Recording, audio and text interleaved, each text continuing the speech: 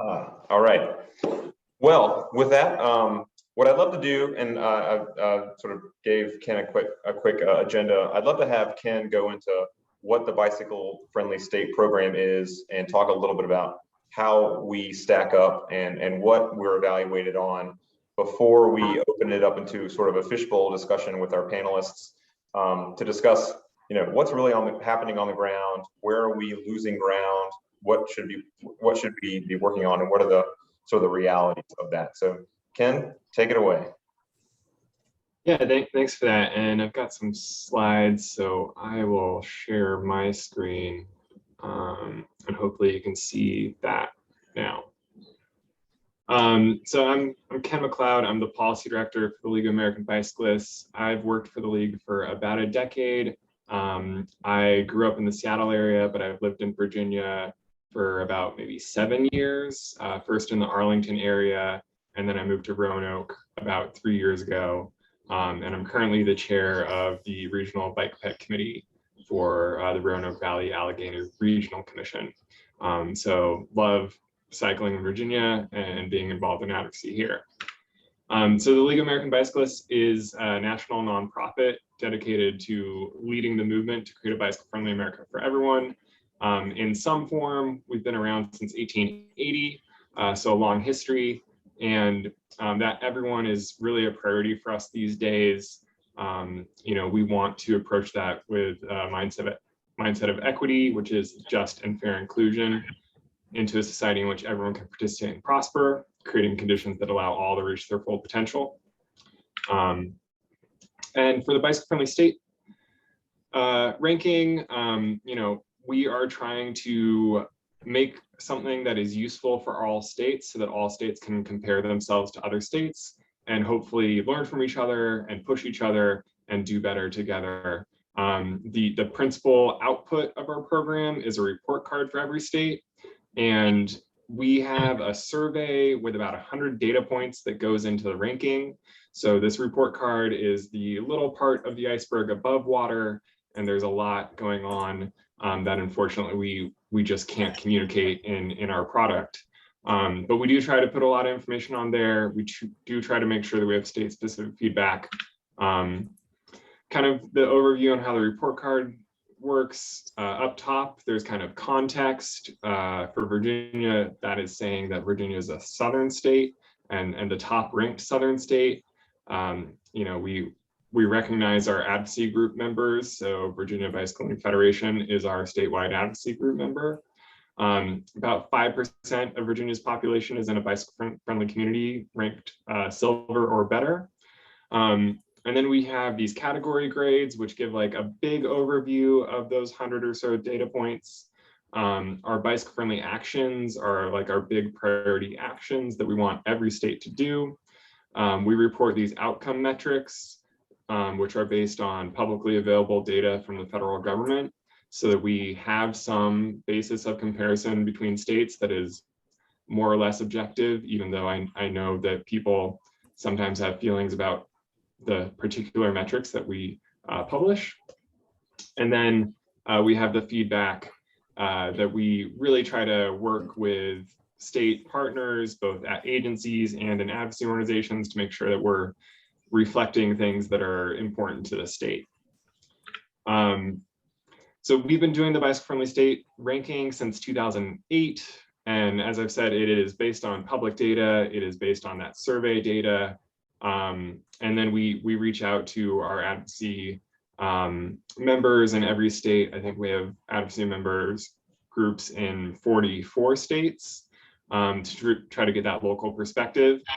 And since 2015, we really have focused on these bicycle-friendly actions, which is safe passing law, a complete streets law or policy, bike plan that's been adopted in the last 10 years, a bicycle safety emphasis area as part of the state's strategic highway safety plan, which is a federally required highway safety planning document, and at least 2% of federal transportation funding being spent on biking and walking projects. So we really have seen an increase in the number of states taking those actions. More states than ever have taken all 5 in this ranking, and it's almost double the number of states that either have 4 or 5 actions since 2015. So that's a really positive outcome for us. For Virginia, Virginia has been rising. I'd say regionally, I pulled the rankings over time of all the states that border Virginia. Your competitors are really Maryland and North Carolina. Tennessee is doing some good things. West Virginia is rising. Kentucky is there. But Maryland and North Carolina are really your competitors locally. Virginia kind of sticks out as being one of only 2 states that doesn't spend 2% or more of federal funding on biking and walking. And I know Virginia DOT says they spend more, but we just don't see it in the data. So, that's hopefully something that is easier to fix. And then Virginia does well on mode share, even though it is less than the national average. It is the highest of these surrounding states. Also has the best safety rate, looking at our outcome data. So that's really positive. I kind of just went over what I think is good and bad. So hopefully that'll lead into discussion well. Virginia over the last several years has had good legislative wins, whether that's the safe passing law, jaywalking decriminalization. There was the issue with road diets and reimbursements. Working through those issues through the legislature, we've seen steady progress there. Those trail-related state funding increases are really positive. If you look at our longtime #1 state, Washington State, they just adopted a transportation bill that gives $1 billion to biking and walking projects. And they've estimated their statewide needs at about $8 billion. So Virginia maybe isn't quite on that scale of funding, but that's what we're seeing some states do. And then the DOT does have some supportive planning. Smart Scale gets a lot of credit for spurring the inclusion of biking and walking components in projects that are funded by the state. And then they just did this bicycle and pedestrian treatments website that really makes it easy to understand what bicycle and pedestrian treatments are, and hopefully spurs a lot of communities doing treatments that they haven't done in the past and are new to them and safer for people biking and walking. Kind of on the bad side, we've seen some backsliding around the legislative changes around riding side by side. The Complete Streets policy is pretty old. It's from 2004. I think there's been some updates in related documents, but the one adopted by the Commonwealth Transportation Board is from 2004. And it's pretty easy to comply with. I know on one of my favorite recreational riding routes, VDOT claims the 2-foot shoulder is in compliance with this policy, and it is not something I am comfortable with. The bike plan is a policy plan and is from 2011.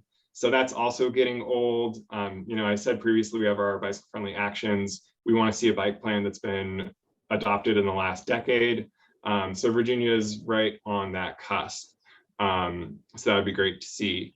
And then, as I mentioned, Virginia, based on the federal data that is available to us, does not spend at least 2% of its federal transportation funding on biking and walking projects. That might be a reporting problem. That might be a spending problem. I would, I want to see more funding reported. I want to see more projects reported. And that's what we will continue to publish and rank the state based on.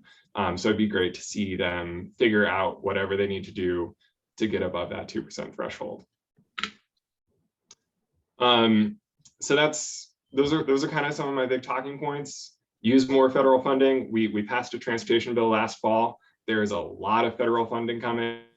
Now is an ideal time to make sure you are accessing federal funding. Update the statewide bike plan. It's kind of timing out and needs an update based on our metrics. 5% of Virginians live in a community that is a silver bicycle friendly community or better. It'd be great to see that increase.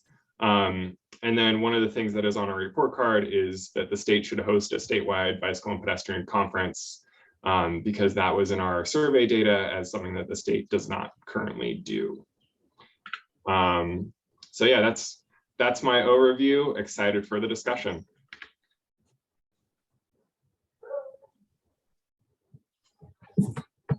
Thanks so much, Ken. I thought that was excellent and really comprehensive, but also leaves, I think, a lot of room for us to add about what's going on in Fairfax and Blacksburg, Shenandoah, the Hampton Roads, Norfolk specifically, but I know that Liz pays attention to a lot of things going on in Hampton Roads and then Central Virginia.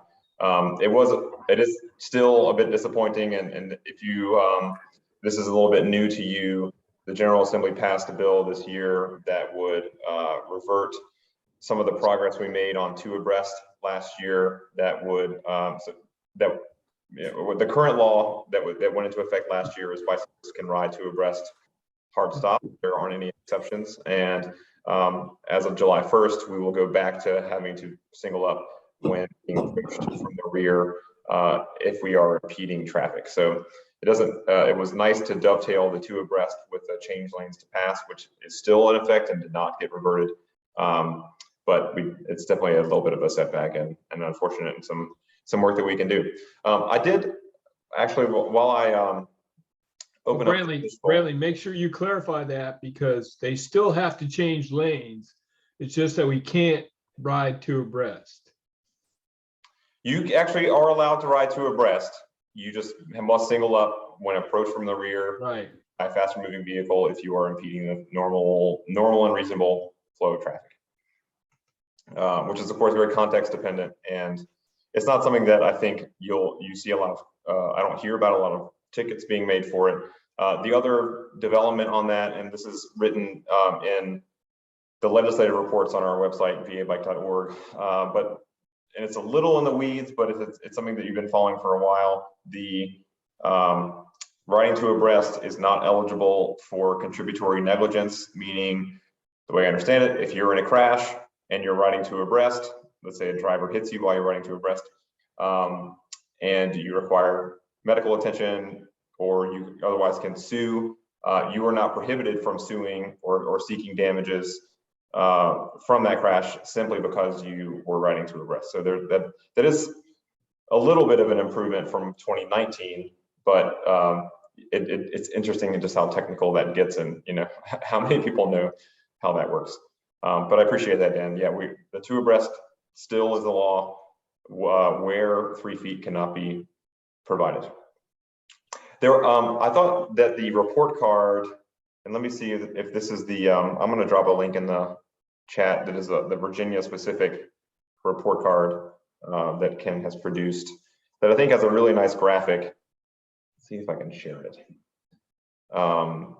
Showing us almost visually where we should be spending our time in terms of, so the report card is not just a single grade, but it's made up of a grade for each of the 5 E's.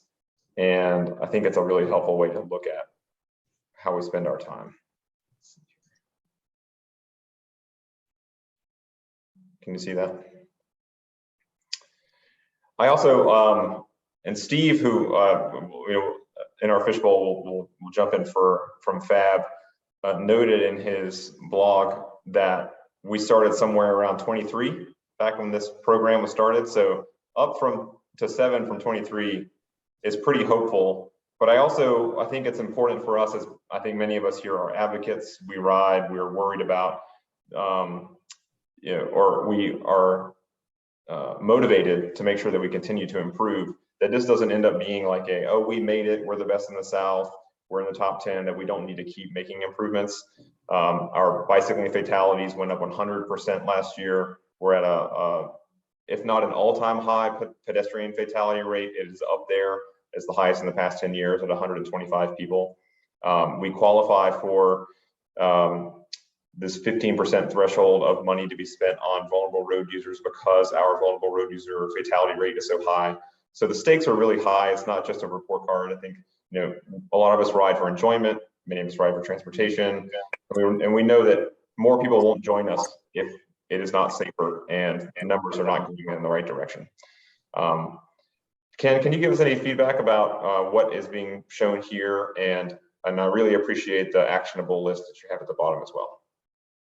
Yeah, so in those category scores, you know, we don't publish all of the answers that go into those scores. We do publish the survey used to collect that data.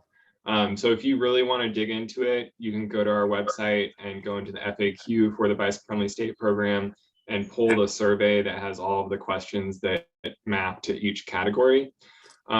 You know, education and encouragement is your lowest graded category. That looks at kind of the mode share, whether there's a statewide advocacy group, whether the state has a goal to increase biking, which offhand I don't remember if Virginia does. And then that kind of conference that I mentioned, whether the state sponsors a conference for biking and walking to bring advocates together, to bring agency staff together, localities together, and really kind of build that community of people working to improve bicycling in the state. So it's probably that lack of a conference that kind of leads to the lower grade there compared to some of the other grades. And, you know, it's also important to note this is on a curve. So it's relative to all other states. You know, B or an A doesn't necessarily mean you got 90% of the available points. It means you got 90% of the highest scoring states points. So, you know, it's on a curve. It's suited towards what states are doing. And there is a lot going on there that you can dig into if you want to like follow up and go through one of those categories. But really, we're just hoping that it provides a snapshot of comparison between states. I think it's also worth mentioning, we received feedback for our ranking of Maryland relatively lower than Virginia and some other states when their category grades and scores just on their face would suggest that Maryland should be scored higher. So you do have competition in your neighboring state of Maryland, and you know there are reasons that we chose to rank them lower, but just based on what the DOT is doing and saying they're doing in Maryland, you have some very strong competition. Well, that's good to hear. We got our work is cut out for us. Well, thanks for that. And I do think it's just good to recognize it's not just a single score, but it's a composite score with lots of different categories for us to be doing our work. And I think many of us can probably spend a lot of time in that education and encouragement realm, being advocates and being community people and working with or for many of our organizations around the Commonwealth. Can I ask a question? Sure. I'm curious as to do you publish a list of kind of best practices of what some of the, you know, in terms of bike planning and things like that, what are some of the other states doing that are better? We unfortunately have not. I've started drafting like bike plan criteria in the past, but there is not a ton of research, comparative research or theoretical research about what a bike plan should involve. Federal Highway Administration did a peer exchange several years ago between states about what their bike plans are. And states seem to prefer bike plans that are bicycle and pedestrian plans. So, you know, some sort of bike and ped or active transportation. So they're covering both, which if you look at federal funding, there's no way to separate between biking and walking. So that makes sense for a state DOT perspective. And then they also tend to prefer plans that deal with policies and don't have things like maps or estimates of the cost of completing networks or things that go beyond their agency. So like Virginia DOT might be unlikely to include trail planning around the Fall Line Trail or other things in their bicycle and pedestrian plan. But we unfortunately don't currently have a report about best practices for states. But that's some of the things that I've seen states Well, you said doing. you worked on a sort of a list. Could you share that with us, sort of what your draft thoughts are? I mean, it'd be nice. Yeah, I can probably find that in my email. And then the other question I have is really, I guess, to Brantley, what would it take for us to encourage VDOT or whoever to work on the plan as well as to create a conference? Well, I think the discussion of a conference is not necessarily going to land on VDOT. Like, it's something that Virginia Bicycling Federation and our partners could do. I think so. I don't think, sort of reading between the lines here for Ken, I don't think that they would give us points whether it's VDOT running it or someone else. I think VDOT would also participate if another organization did it. But it's been a topic of discussion for a while. I think we used to have we had one or two in the mid 2000s during the Tim Kaine administration, if I recall correctly. I know that a number of organizations have been talking about this for a couple of years, and I think with the energy around trail funding this time around, we have a number of named major trails have gotten a lot of attention in the past year. The Shenandoah Fall Line, Eastern Shore, Craig Valley, Valley to Valley, and then of course the 50th anniversary for the Mount Vernon, which is just something that's amazing to celebrate.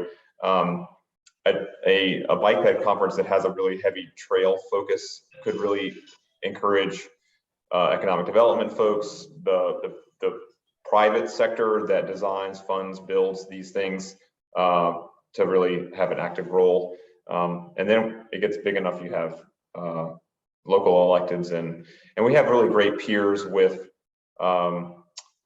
just last month we had the Vault conference. It's a land conservation conference, and perhaps it makes sense to do it as a partnership with a more established thing, but have its own dedicated bike ped or trails component. So I think, to answer your question in a more direct way, that it's cooking, and it would take basically a bunch of partners having a task force and getting it going. Well, again, engaging the state too.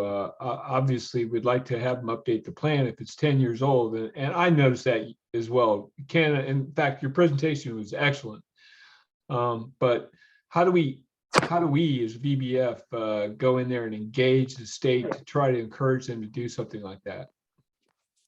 Thank you for devote the time. Well, every ask you make is an ask, and working. Generally speaking, I think the Secretary of Transportation could direct. Oh, that's funny. It could be as simple as getting a yes from the Secretary of Transportation or the governor. It could also be done legislatively. We could ask for it to be funded specifically in a transportation budget. It could also potentially come out of the potentially forthcoming Office of Trails that is meant to be sort of an inter-department or interagency office, because trails touch so many different agencies, from Department of Conservation and Resources to Department of Transportation to Department of Rail and Public Transit, probably the wildlife and other sort of outdoor agencies. So the short answer to your question is we can make an ask, but we should prepare ourselves for what that means and what we're asking for.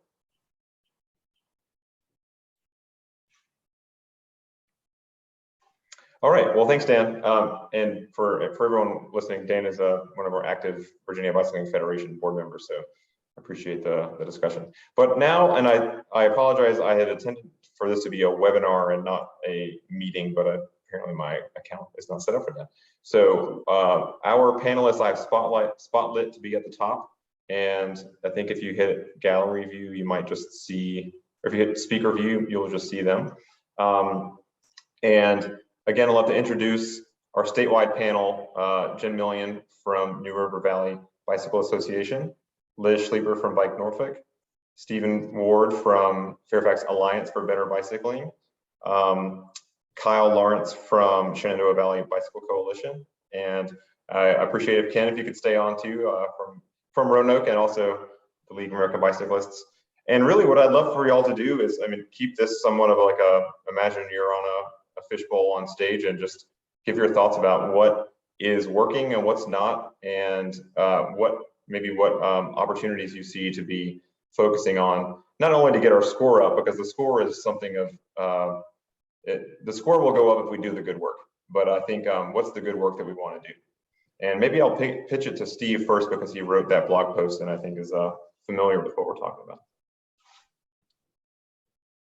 Okay, thank you, Brantley. Thanks, Ken, for your presentation. And thanks for plugging my blog post. It's nice to get an audience. I'd like to start by saying I'm a native Virginian. I grew up in Carroll County in Southwest Virginia, and spent most of my adult life in Fairfax County. And so I'm kind of a homer, and you know, excited when Virginia is ranked in the top 10 and ahead of North Carolina and Maryland. Is always a good thing. But kind of related to something you said earlier, I'm probably guilty a lot of times of when Fairfax County does honorable mention work of you know, treating it like it's a championship in order to try to continue to encourage policymakers and transportation planners to maintain momentum towards the progress that we're seeing in Fairfax County. And we are seeing progress. It's just unfortunately, it's sporadic and slow, and like a lot of our bike lanes, it has huge gaps. And that's one of the things we at FAB are constantly pushing on to try and maintain that momentum. I try to be optimistic about the progress we're making, but I guess right now I'd characterize Fairfax County as much more aspirational and long-term in their bike progress than actual here and now.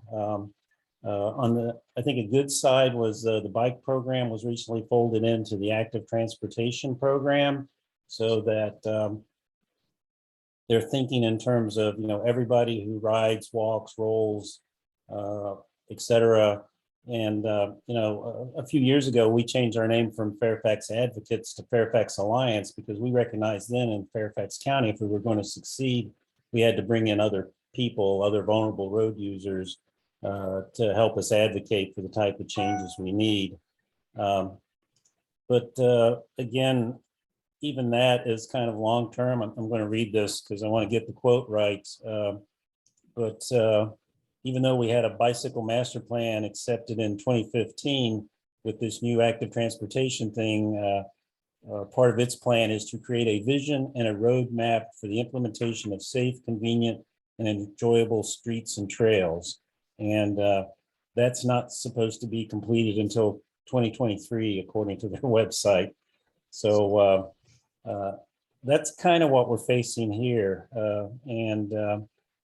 You know, part of the problem is we just learned this week that bike ped projects that were approved and funded in 2014 have not been started, much less completed, because they were lacking some guidance, and not sure what that shortcoming is. And another thing we learned this week, we've been pressing for a bike lane to be added near a county park, where the county had promised to consider alternatives to put that in.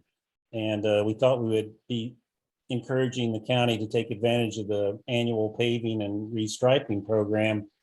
And we got a letter back from VDOT that you know, basically said we don't have discretionary funds for standalone bicycle projects.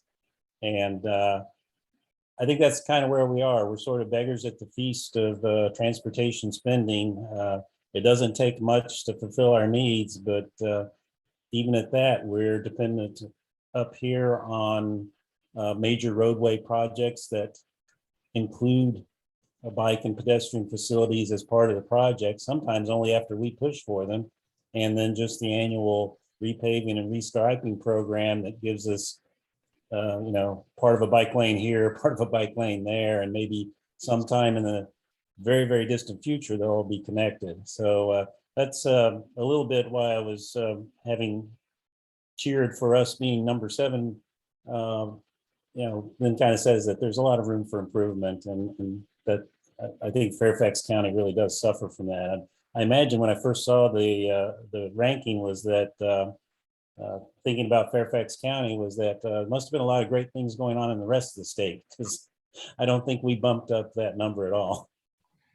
Well, and I want to say that we've looked, I can say for my community, and I would imagine around Virginia, we've looked at Northern Virginia for a long time as exemplar, and your trails and bike lanes and the forward thinkingness, and an anecdote that I use so often when trying to advocate for trail and bike lane funding or projects is that how many people are using them when it snows in Northern Virginia, and all the people who were biking are now driving on the road that's already congested and smaller because of the snow, or they're trying to ride metro, which is already congested and smaller because of the snow. And on the 360 days of the year that there isn't a problem with that there's tens of thousands of people using those active transportation networks. In some ways it's a good problem to have. But I hate to hear that momentum can be slowing, and I think that the recipe for that is people. The people power is basically it solves any of our problems. You just need more people, and maybe that's the way to do it. And if I have want to make sure that we are sort of respectful on time, so I'm just going to jump, or I'll hand the mic to Jenn here from the southwest part of the state to talk about what's going on in New River Valley. Sure. I've been in Blacksburg for about 7 years and working with the New River Valley Bicycle Association for about the past 6. I started working with them with programming, and then moved into the president role and started an advocacy committee within the NRVBA to kind of help drive some of this progress locally. I think we are very fortunate in our area that we have a lot of support at the town level for cycling and pedestrian safety. A lot of times it feels as if things don't move as fast as we would like them to, but when we bring ideas and issues to the table, they are responsive and willing to listen and work with us. The most recent example of that would be that we recently completed a road safety audit. I'm part of the Virginia Walkability Action Institute this year, and so we were given an RSA as part of that program. We were able to look at a corridor of our of Main Street downtown, where our campus is, all the way to the 460 intersection, which is about a 3-mile section of one of our main roadways in town. And we spent the entire day with representatives from VDOT and the town and an engineering firm to actually walk that corridor and show where safety issues might be apparent, where infrastructure is lacking, and what we could do to address those problems. Another thing that we are trying to do that ties in with the bicycle friendly state rankings is that we are working with some town representatives and community organizations to try to pilot a program that would incentivize people to bike and walk to businesses by providing some sort of reward when they get there, whether it be 10% off or a free drink. On the large scale things that we're looking at in the New River Valley are the Valley to Valley Trail, which would connect the New River Valley to the Roanoke Valley area. We're also really excited at the prospect of having rail service in Christiansburg in the upcoming years. And hopefully that would be situated along the Huckleberry Trail, which is our main multi-use path, and would allow folks to either bike or walk to access rail service to DC. Currently, you can take a SmartWay bus to Roanoke and then take the Amtrak to DC, but this would allow you to do it right here in the NRV. Right on. And I think that I've heard the Virginia Walkability Action Institute has been helpful for a lot of folks. I'm glad to hear your experience there. It's been really awesome. And I can't wait to take a train down there. That's going to be just great. And Jan Brantley, who's been the president for VBF for a long time, has been active with that the expansion of Amtrak and getting bikes on trains for a long time. So a lot of credit goes to him for that. Kyle, do you want to talk? A lot's going on in Shenandoah, and I think maybe you might have the most active social media game in the state. So I'd love to hear what's going on in the Valley. Yeah. So yeah, there's a bunch of good stuff going on in the Valley. And I guess I'll start with a little bit of statewide stuff. One of the things that's not mentioned on the report card that I'm really passionate about is the Safe Routes to School, the non-infrastructure program, which historically funded a lot of coordinators, local coordinators within the school systems. Most of them were part-time, a few were full-time.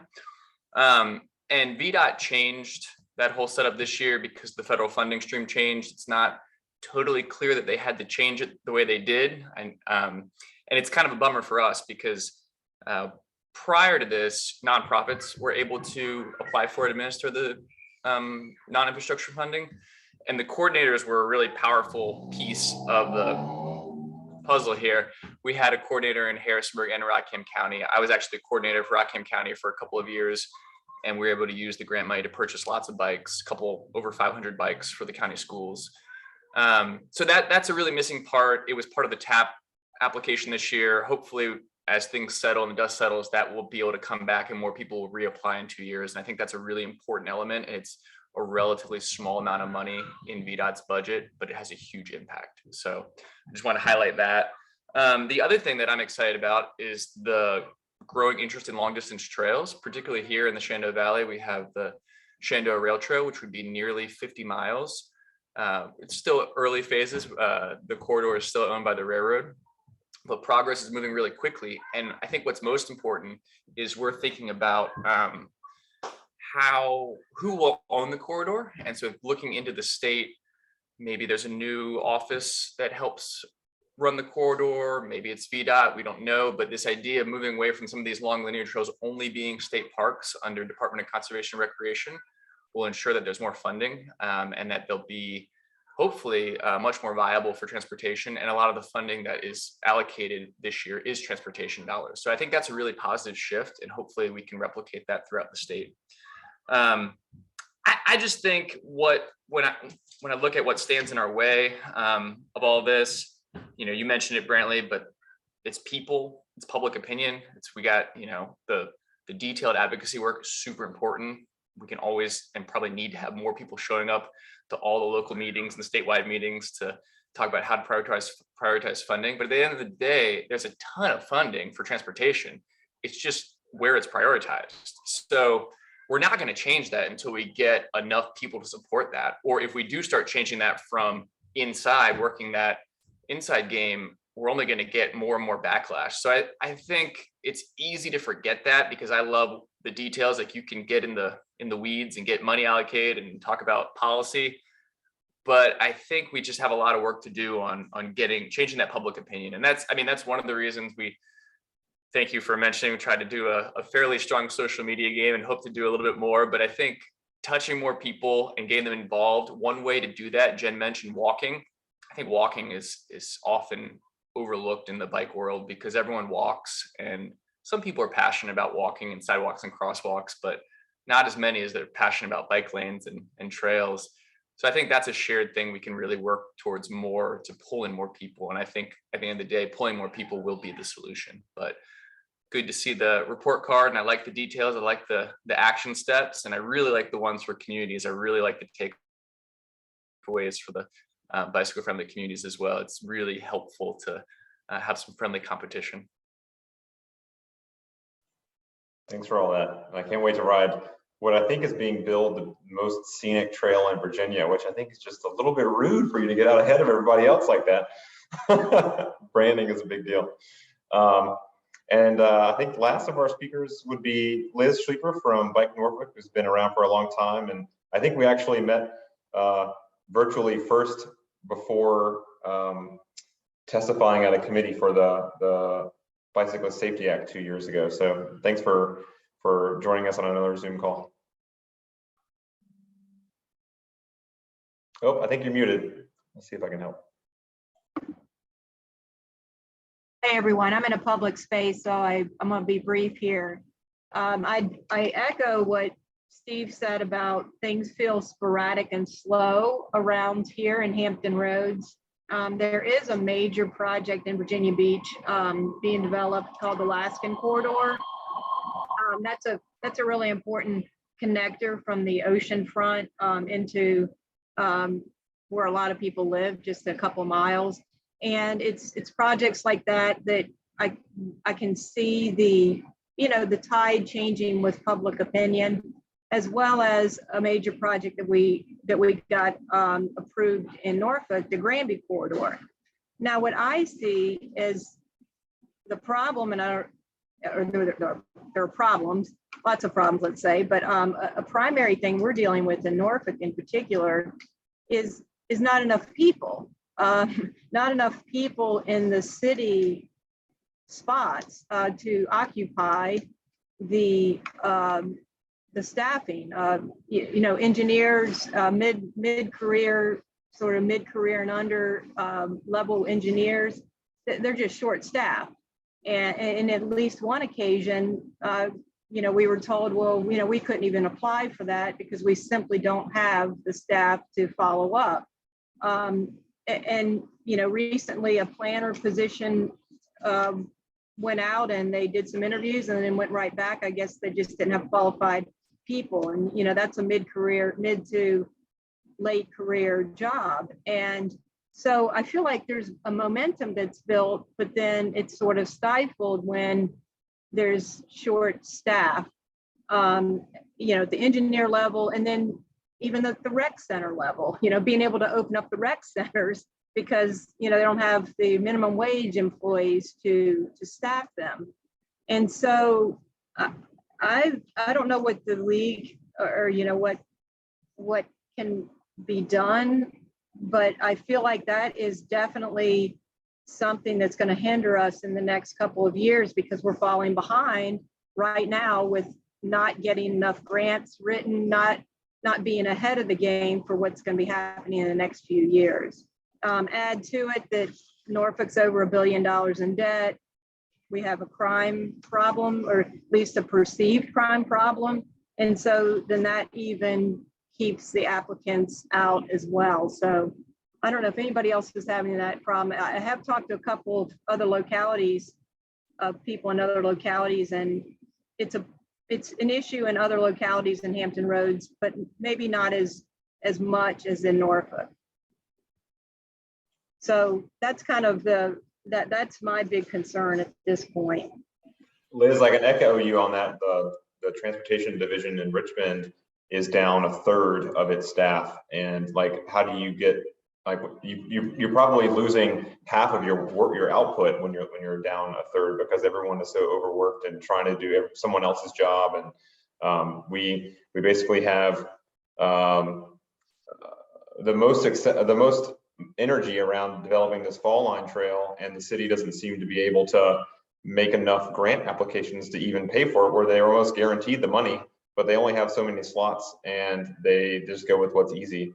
It's hard to push on that rope. You can't make somebody apply for a job. It's pretty wild. I'd be curious to hear if there are other localities, anyone else having that experience. I put it in the chat. Roanoke's currently looking for complete streets / Vision Zero coordinator. This is at least the second time that they've put this job out for applicants. And I've similarly heard they aren't getting enough candidates or enough well-qualified candidates, and that we might not be able to pursue some of the upcoming federal grant opportunities like the Safe Streets and Roads for All grant program or the RAISE grant program if we don't have the staffing. Well, I'll tell you what, one of the, I work in government. I work for the City Department of Economic Development. I've been in economic development for over 30 years, worked at state, county, and local level. And I can tell you there is a challenge to find qualified people to work, but they ought to work with the local universities too, to help them write these grants and a lot of them don't reach out. It's sad, but there should be a cooperation with that. The other thing they need to do, and I also operate I created a website, but called Cycling Virginia, which really highlights all the things that you can do in cycling in Virginia. The challenge I have is that people don't really work with their communities well. They need to better educate economic development organizations and tourism organizations that are there, and they're happy to help you, give you funding, to help you promote your events and do other things. They just don't reach out to them. I will say that the grants we're talking about are transportation grants, so they're you can, as sort of Travis alluded to, you can pay grant writers, but I don't think that it's a technical grant writing position that requires some experts. But yeah, it's a talent attraction ends up being something that we talk a lot about, and it's something that we use as, and particularly I think Roanoke does this the best in Virginia, where everything is about talent attraction for active transportation, quality of life is what brings employees here. And that's been the story of Bentonville, Arkansas, where everyone is paying attention to that right now, where the Walton family gave $186 million in a single gift. And part of that gift funded an innovation center that did research to try to figure out what their best strategy would be for making Bentonville, Arkansas, and really just Northwest, that corner of the state, I think it's Northwest Arkansas,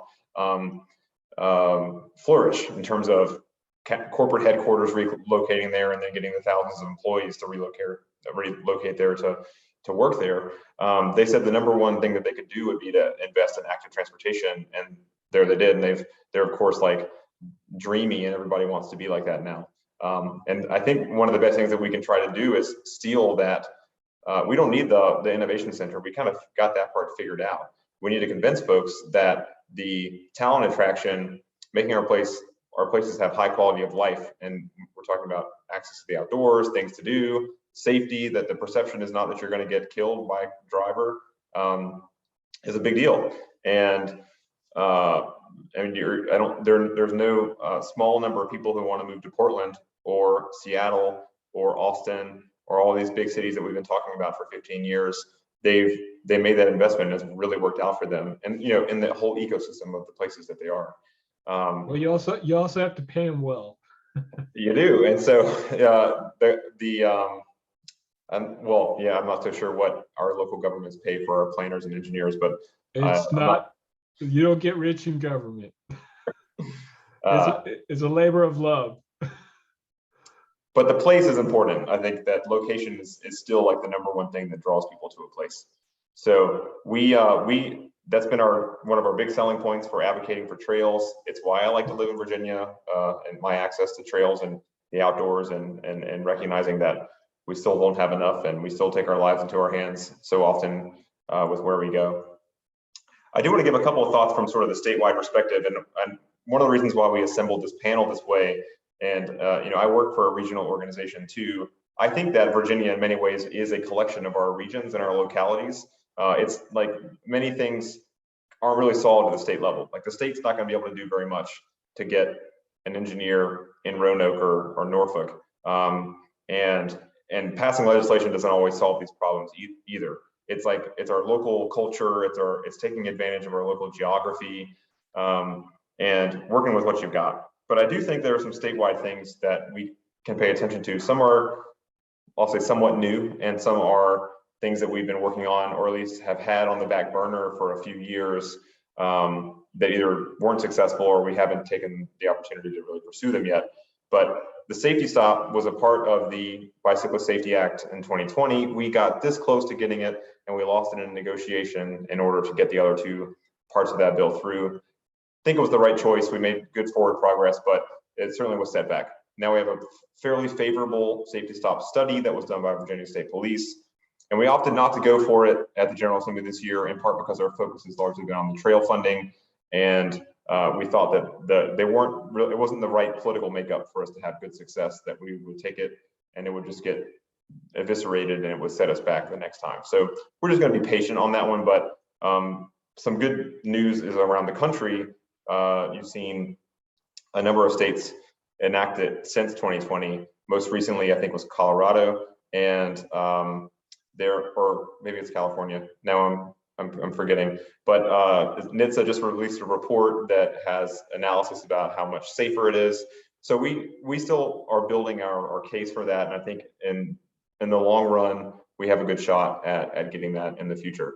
Of course, that improves our legislation score and not so much some of the other ones, but it's at least something that we're working on. We also have looked at e-bike rebates. Denver actually, just as a municipality, just instituted a local program there. There are 3 states, I think just the third state just recently adopted an e-bike rebate program, and it's in the Northeast. I want to say maybe it's Connecticut, but it's one of those. A Vision Zero commitment. Virginia does not currently have a Vision Zero commitment, and while Vision Zero is a transportation safety concept, it's not bike ped specific. Certainly that would include the most vulnerable people who use our transportation networks, and our bike and pedestrian numbers are going in the wrong direction. So we're working hard. We think that saving lives in transportation is definitely a bipartisan issue that can bring anybody together, and transportation fatalities really strike anyone. It's very idiosyncratic who it happens to. And so we think we can have some success with that. We sort of struck out this one, but this particular session, but we're going to bring it back. And I do think there's real opportunity for the new an update on the bike plan. I'm not sure that our brand new Secretary of Transportation has that on his radar, and it could come down to just a good meeting with him. He's been a Commonwealth Transportation Board member for a while and is a professional. Has been doing this. He's very experienced, but he might not be tracking that our bike ped plan is, I guess at this point, 11 years old, and a lot has changed since 2011, including many of our regions and localities passing bike ped plans. Like since 2014, in the Richmond region, there are now 5 bike ped plans that weren't there before, and so those tend to just kind of filter up to a statewide plan with maybe some vetting and other things. So the work that we've done in our regions has been very beneficial and will help kind of bring that to the fore, I hope. So be on the lookout for that. And I also think we talked about the summit before. It's something that I would be really passionate about leading as from VBF, and I know our partners in the trail community, like the Virginia Capital Trail Foundation and the Virginia Trails Alliance, are also really interested in that. I think we need to make sure that we don't lose steam on trails over the next couple of years. Like, funding is only one part of it, and we could dedicate a bunch of funding and then fail to spend it, fail to actually plan, design, build the trails themselves, and then that fizzles and becomes surplus, and some other politician down the road gets to spend it in some other way. So we need to make sure that we have people there to support it, and we celebrate those trails with groundbreakings and ribbon cuttings, and all the things that we can do as advocates to highlight the successes. I just got an email today or yesterday with a local TV news article about how dangerous the Fall Line Trail is going to be, because it's going to be bringing criminals to people's backyards. And we've all heard this before. It was very prominent during the discussion around the Virginia Capitol Trail. Of course, it hasn't happened with the W&OD Trail and the Mount Vernon Trail and the Custis Trail, Virginia Capitol Trail, and from where I'm from in Raleigh, the Neuse River Trail. It doesn't happen, but we still have to keep winning these fights here and there, and at least we have the proof of concept with the trails that we do have. So I just want to bring it right back that our success is only limited by the number of people that we have either literally in a meeting with us, or the people that we represent, the people that engage with plans, that write to their legislators and their city council people, who come to things like this, who share this kind of information on their social media and in their listservs and their family.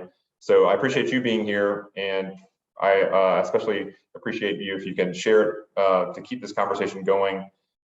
Sort of a final note on the sort of legislative and state side of things. The General Assembly kind of starts getting wound up around October. The bills are due sort of for pre-filing around Thanksgiving, and the session starts in January. But there's a bunch of work that happens over the summer, and now is a great time to engage with your delegates and senators at a time when they are a little easier to access. There's a little less pressure. They can pay a little bit more attention to your issue. If there's something that you really care about, now's the time to talk about it. Certainly, it's a little helpful if they've already heard about it before. Safety Stop is not new. Vision Zero is not new. Many of our communities have already adopted Vision Zero. We just don't have it at a statewide level. Start building that relationship so that when it's time to make a big ask, they know who you are, and it's not a surprise, and you're not kind of coming out of nowhere. With that, it's 7 o'clock, and I really want to thank our panelists. It's so great that I'm a little bit tired of Zooms, but we actually get to come together from several hours away from each other and talk about Virginia's successes, even though we've got some work to do. So thanks, Ken, Jen, Liz, Kyle, and Steve, and all of your organizations from around the Commonwealth. And we look forward to working together. Thanks, Brantley.